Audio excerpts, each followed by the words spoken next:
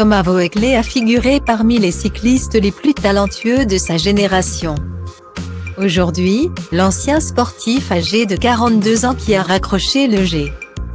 Thomas Voeckler aime partir en roue libre.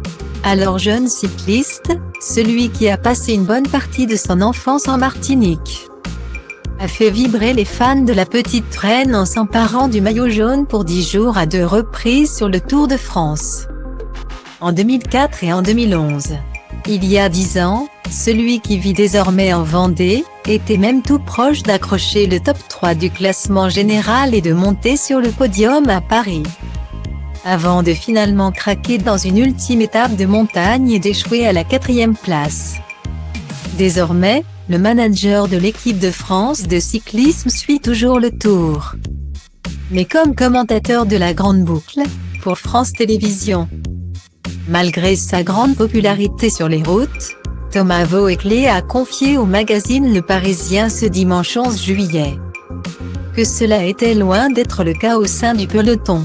Celui qui a récemment montré l'étendue de sa capacité à pousser d'énormes coups de gueule a dévoilé les raisons de cette impopularité auprès de ses camarades de route. La grande majorité du peloton ne m'aimait pas.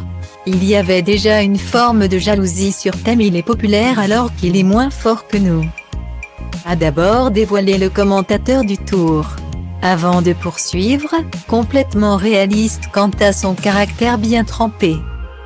Et ce, depuis sa prime jeunesse.